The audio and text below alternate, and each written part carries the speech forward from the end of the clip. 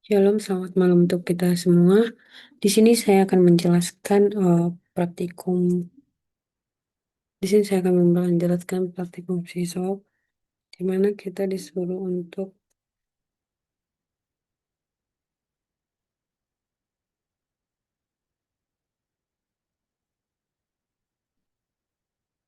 mana di sini kita disuruh untuk menulis kode program yang pertama.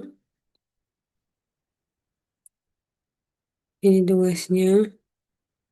Baru di sini kita disuruh untuk menjelaskan perbedaan antara getPaid dan getPED.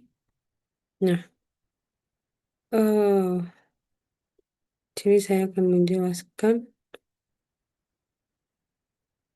tentang praktikum ini adalah hasil dari laporan kami.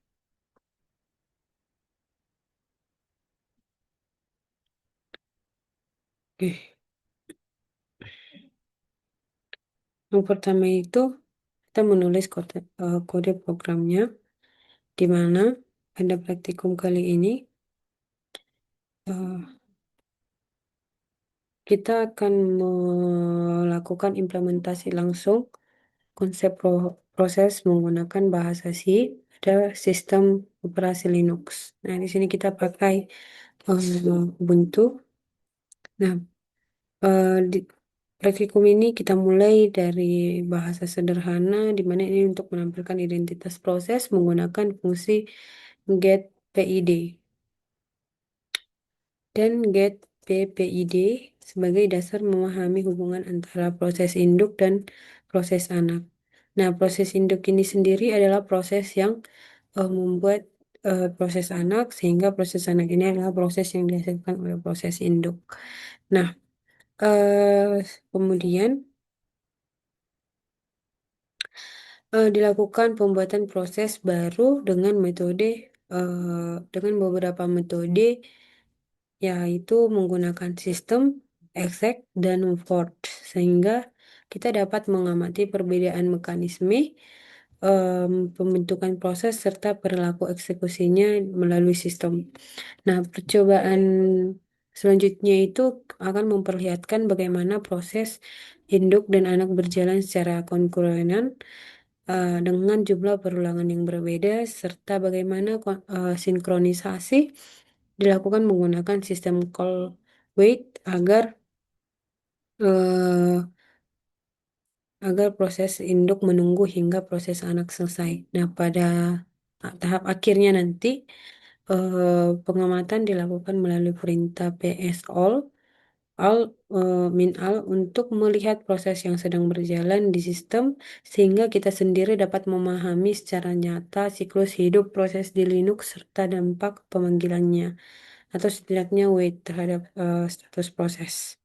Nah, yang pertama itu kita disuruh untuk menampilkan dan mengeksekusi program yang tadi. Nah, di sini kita disuruh untuk menulis program untuk menampilkan PID proses dan PID parent. Nah, dengan menggunakan get PID dan get PPID. Nah, di sini kita mengamati bahwa PID itu selalu berubah setiap eksekusi karena setiap proses memiliki ID yang unik. Ini dia. Ini kodenya, ini hasilnya, eksekusinya. Kita dapat melihat dengan jelas.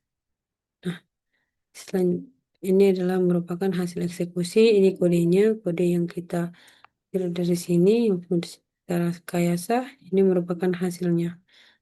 Nah, selanjutnya itu perbedaan antara get PID ini dan get PPID ini sendiri adalah untuk get PID ini sendiri adalah fungsi pada library unis.h yang mengembalikan ID proses child, sehingga sedangkan get PPID ini sendiri adalah mengembalikan ID proses parent. Nah, dengan demikian get PID ini berkaitan dengan proses child, sedangkan get PPID ini sendiri adalah berkaitan dengan proses parent. Nah, mengapa setiap kali program kita eksekusi, akan menampilkan proses ID yang berbeda.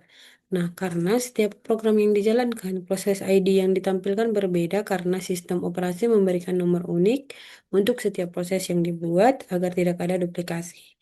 Setelah proses selesai, nomor PID tersebut dilepaskan dan bisa digunakan kembali untuk proses lain. Oleh karena itu, setiap program baru akan memperoleh PID yang berbeda, sementara PPID tetap mengacu pada proses induk yang menjalankan program tersebut. Nah, selanjutnya pada nomor 2 ini kita disuruh untuk eh, mengeksekusi program, kemudian kita capture hasilnya dan kita menunjukkan proses mana yang menjalankan proses PS min XL mer dengan menanda ID proses induknya. Ini kodenya, ini hasil eksekusinya. Nah, di sini kita dapat melihat.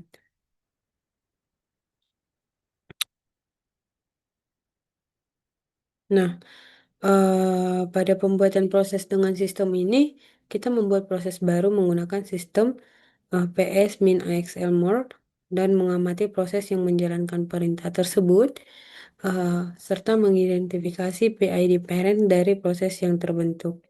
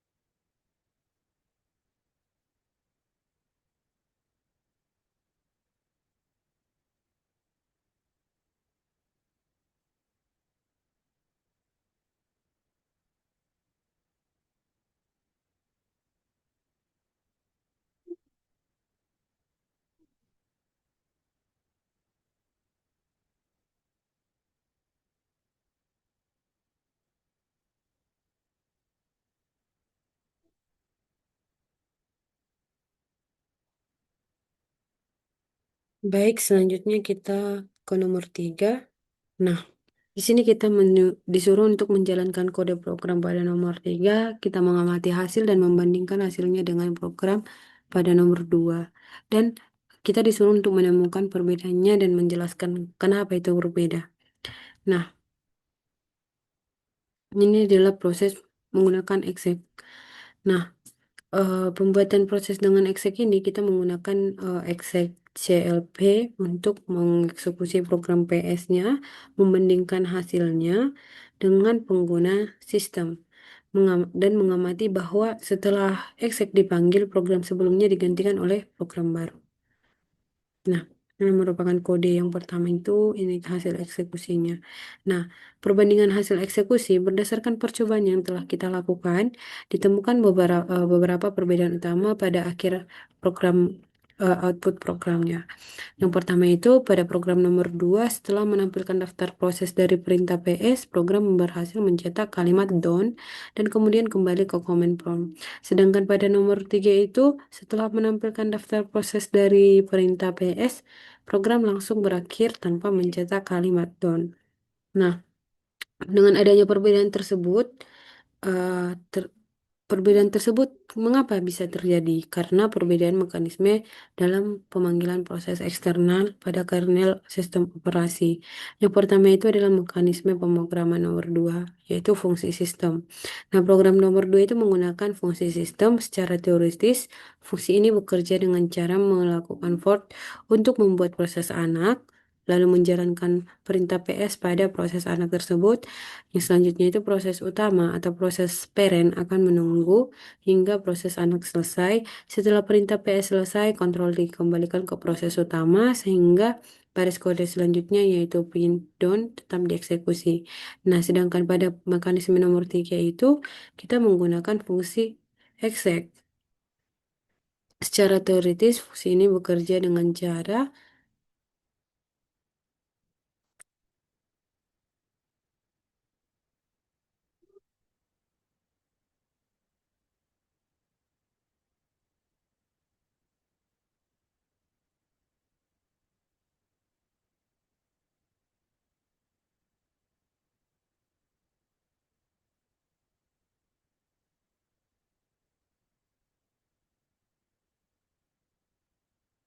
Oke, ini kan.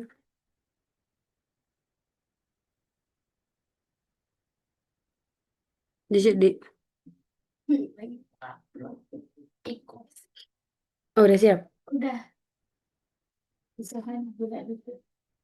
Aduh, lu bisa kayak gini. Bentuk PDF-nya, Kak. Hmm? Bentuk PDF-nya kan, Kak?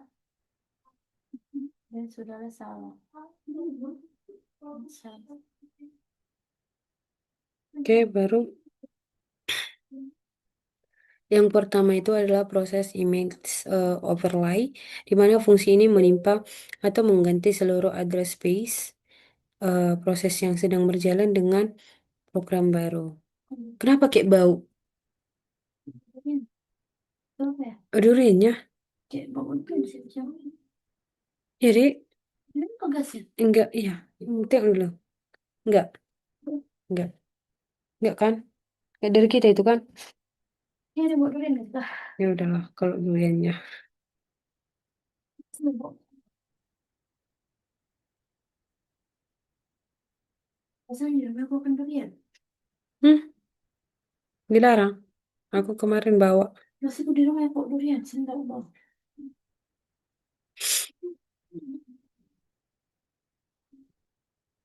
Nah, selanjutnya itu adalah replacement, di mana segmen kode, data, dan stuck dari program asli dihapus dan digantikan sepenuhnya oleh program PS.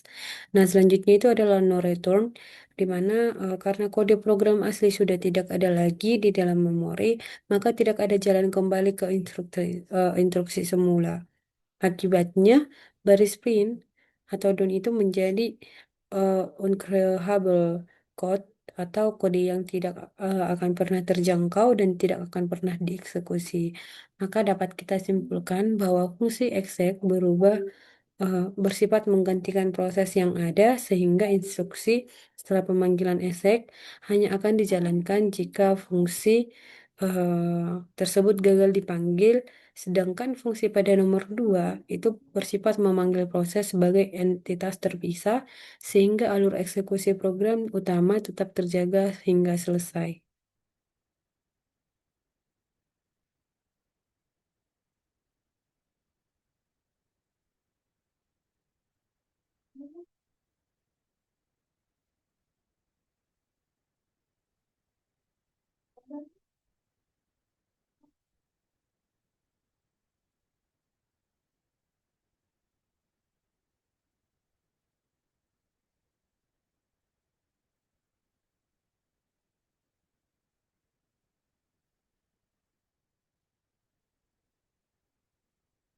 Nomor 4 ya. Yang ributin sih ini. Oke, pada soal nomor 4 ini kita disuruh untuk menuliskan baru mengeksekusi dan mengamati hasilnya. Kemudian kita menjelaskan dari hasil program ini proses mana yang dijalankan pertama kali. Apakah proses induk atau proses anak dan apa alasannya. Nah, ini merupakan kodenya, hasil eksekusinya. Nah, eh, pada nomor 4 ini kita membuat proses anak menggunakan for. Lalu menampilkan PID parent dan childnya, lalu mengamati proses mana yang berjalan lebih dahulu seperti yang disebut tadi dan memahami bahwa eksekusi bersifat kongruen. Nah, dari hasil eksekusi program pada terminal, proses yang dijalankan pertama kali setelah pemanggilan instruksi for adalah proses induk. Nah, hal ini terbukti secara empiris melalui urutan output yang menampilkan identitas proses induk atau PID 9416 dan teks "This is the parent process" terlebih dahulu sebelum output dari proses anak muncul. Nah, mengapa fenomena ini dijelaskan melalui mekanisme manajemen proses sebagai berikut. Yang pertama itu adalah CPU schedule. Nah, setelah fungsi for dipanggil, kernel sistem informasi menciptakan duplikasi proses, kedua proses kedua proses masuk ke dalam ready untuk memperebutkan sumber daya CPU. Urutan eksekusi ini bersifat non-deterministik, namun pada kasus ini si video si video CPU schedule itu memberikan kuantum waktu pertama kepada proses induk karena konteks eksekusinya sudah siap di memori. Yang kedua itu adalah nilai balik Ford. Eh, Program menggunakan struktur kendali if-else untuk membedakan jalur eksekusi. Pada proses induk, variabel PID menerima nilai PID dari proses anak sehingga blok else dieksekusi. Pada proses anak, variabel PID menerima nilai 0 sebagai penanda identitasnya dalam sistem sehingga blok if dieksekusi. Yang selanjutnya itu adalah operan proses and adaption. Terdapat temuan penting pada hasil eksekusi di mana parent PID ini dari proses anak berubah menjadi 2238. Hal ini menjelaskan bahwa proses induk tidak hanya berjalan lebih dahulu, tetapi juga melakukan terminasi eh, atau selesai lebih cepat daripada proses anak. Akibatnya proses anak menjadi orphan proses atau proses yatim yang kemudian secara otomatis diadopsi oleh proses manajer sistem. Dalam hal ini PID 2238 yang merujuk pada sistem atau subscriber pada distro. Nah, selanjutnya itu nomor 5. Ini merupakan kodenya, ini hasil eksekusinya. Kita hanya disuruh untuk eh, melakukan percabangan proses induk dan anak. Proses anak dijalankan sebanyak 5 kali, lalu proses induk juga dijalankan sebanyak 3 kali, dan mengamati output yang dijalankan bergantian karena schedule CPU tadi. Nah, pada nomor 6 ini kita disuruh sesuai dengan siklus pembentukan proses anak dan menggunakan Word hingga proses anak determinasi seperti yang ditunjukkan pada slide presentasi halaman 3,21, maka proses induk harus menunggu proses anak selesai dengan pemanggilan sistem call dengan modifikasi program nomor 5. Nah, kita disuruh untuk menuliskan program tersebut. Pada program tersebut, kita akan menerapkan sistem call dan menggunakan library.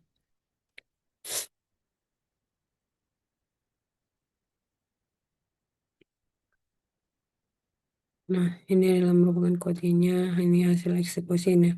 Nah, berdasarkan hasil eksekusi tersebut, dapat kita jelaskan sebelumnya pada soal nomor 6 ini, kita disuruh untuk melakukan sinkronisasi proses dengan wait, lalu memodifikasi program sebelumnya dengan menambahkan wait, lalu proses induk menunggu hingga proses anak selesai dan mengambil status keluar atau exit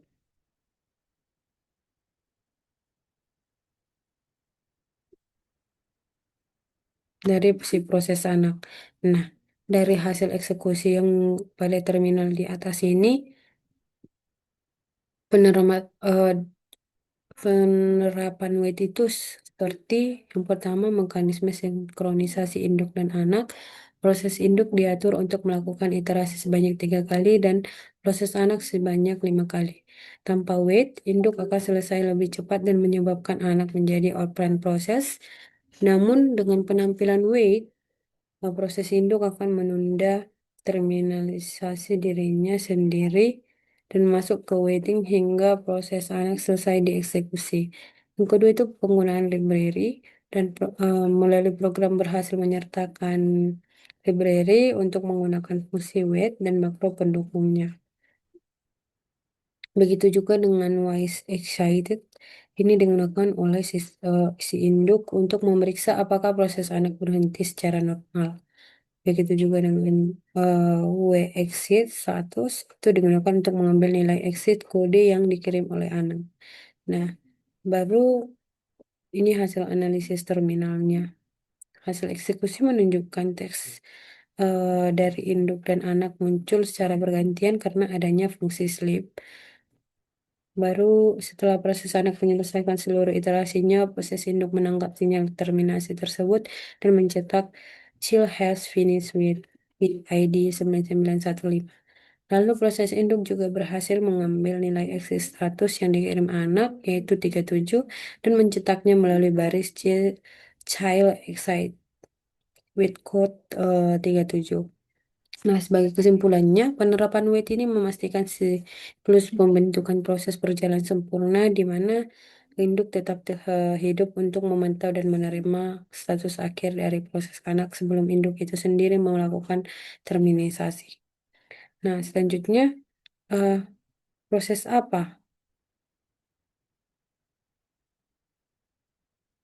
Kok panas?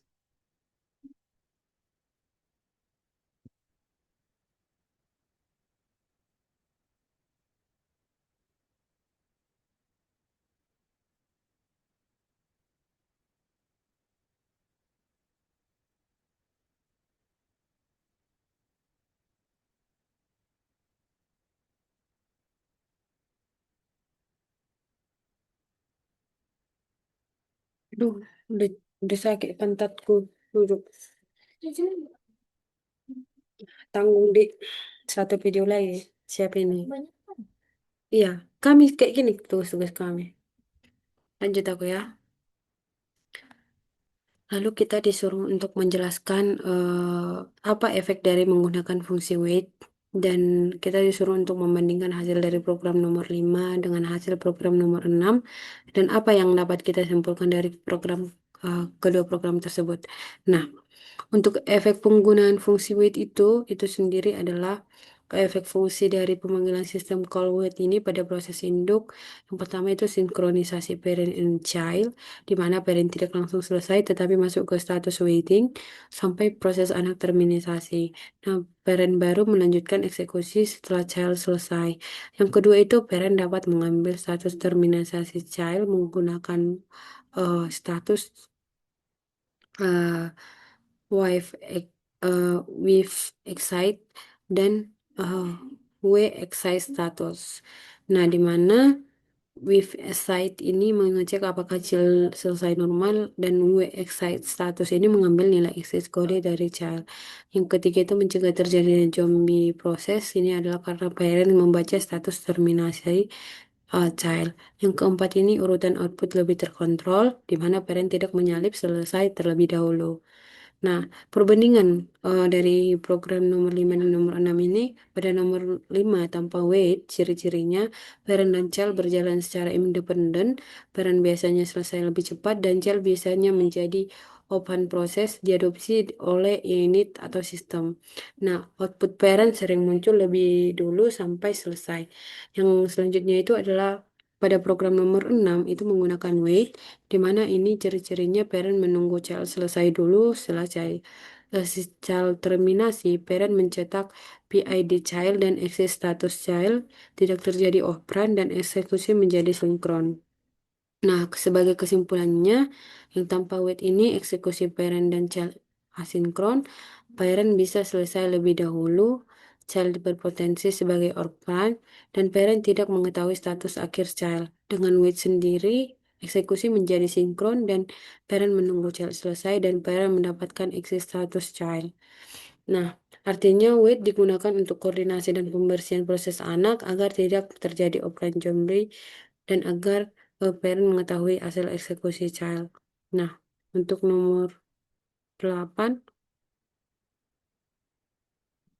ini jelaskan mengapa parent proses harus memanggil sistem call wait dan apa yang terjadi apabila sistem call wait tidak dipanggil.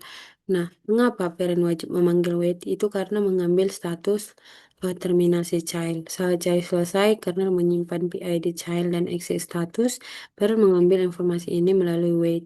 Nah, sedangkan tanpa wait, parent tidak pernah tahu apakah child itu selesai dengan normal, apakah itu error atau dipaksa berhenti. Gitu. Yang kedua itu untuk mencegah proses zombie. Ketika saya selesai, dia tidak langsung hilang dari tabel proses, masuk ke status zombie. Zombie hanya bisa dihapus jika parent memanggil wait. Nah, yang ketiga itu sinkronisasi eksekusi proses. Nah, dengan wait, parent menunggu child selesai dulu, urutan eksekusi menjadi terkontrol, dan ini penting kalau hasil child itu dipakai parent atau parent tidak boleh selesai terlebih dahulu.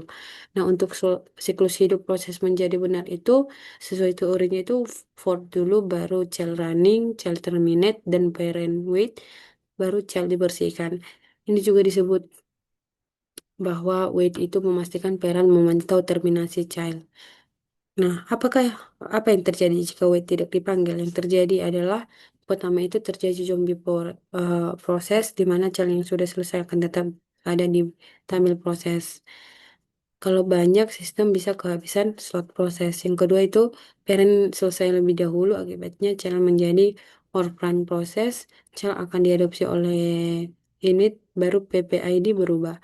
Nah, yang ketiga itu parent tidak tahu hasil chat parent itu tidak bisa diambil status exit dan tidak tahu child sukses atau gagal. Baru yang ke terakhir itu adalah eksekusi menjadi tidak sinkron. Output parent dan child itu bisa acak dan tidak terkontrol. Nah, pada soal nomor 9 ini kita disuruh untuk menulis programnya saja.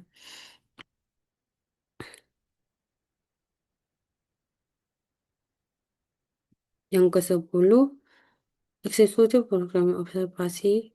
Ini hasil eksekusinya, dan untuk program di atas, program eh, program ini bertujuan untuk memperlihatkan terbentuknya zombie proses pada sisop. Linux melalui penggunaan for. Setelah pemanggilan for, proses akan terbagi menjadi dua bagian, yaitu proses induk dan proses anak. Nah, pada program PID itu, pada program ini, jika PID-nya lebih besar dari nol, maka proses tersebut adalah parent yang akan menjalankan fungsi sleep, sehingga parent tetap aktif selama 60 detik. Nah, jika ini dibuat 70, akan 70 detik gitu. Jika PID-nya sama dengan nol, maka proses tersebut adalah child yang langsung menjalankan exit, sehingga proses anak segera terminasi. Nah, karena ada pemrograman program ini, proses induk tidak memanggil sistem call wait, maka proses induk tidak mengambil nilai status terminasi dari proses anak. Yang kedua itu analisis hasil eksekusi. Nah, untuk analisisnya, program dijalankan di background menggunakan perintah eh, dot zombie nps, dari hasil eksekusi diperoleh ini. Nah, untuk yang PID 11103 ini adalah parent proses, untuk 1106 ini adalah child proses. Nah, untuk 1103 tadi menunjukkan bahwa parent masih aktif. Nah, status proses chat menunjukkan bahwa proses tersebut adalah zombie. Hal ini karena proses child telah selesai dieksekusi dengan exit, tetapi parent masih dalam keadaan sleep dan belum memanggil wait untuk mengambil status terminasi child. Akibatnya kernel masih menyimpan entry proses child. Yang ketiga, penyebab terjadinya zombie child ini sendiri adalah proses child eh, telah selesai dieksekusi, baru proses parent masih berjalan. Yang ketiga itu parent tidak memanggil wait untuk mengambil exit status child.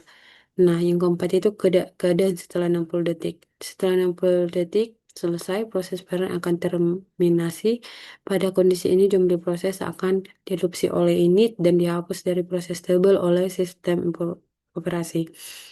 Sehingga zombie tidak muncul lagi pada hasil perintah PS. Sebagai kesimpulannya sendiri, kita dapat menyimpulkan dari program di atas bahwa program berhasil mensimulasikan terbentuknya zombie proses, baru zombie proses muncul karena proses cell telah selesai dieksekusi, tetapi tidak memanggil wait. Yang selanjutnya status zombie ditunjukkan oleh kode Z pada hasil perintah PS. Zombie proses akan hilang setelah proses parent selesai dieksekusi, dan ini sangat penting mengambil status terminasi child dan mencegah terbentuknya jumlah proses. Nah, untuk tugas pemrograman kita disuruh untuk membuat sebuah program untuk mengurutkan data algoritma, dan ini hasilnya. Ini untuk child prosesnya, ini untuk isinya, dan ini merupakan hasil eksekusinya. Nah, yang kedua, kita disuruh untuk membuat proses induk yang bertujuan untuk membuat dan mengeksekusi proses anak pada nomor satu di atas beri nama. Ini merupakan kodenya dan hasil eksekusinya sebagai berikut. Baik, mungkin sekian yang bisa saya presentasikan. Terima kasih.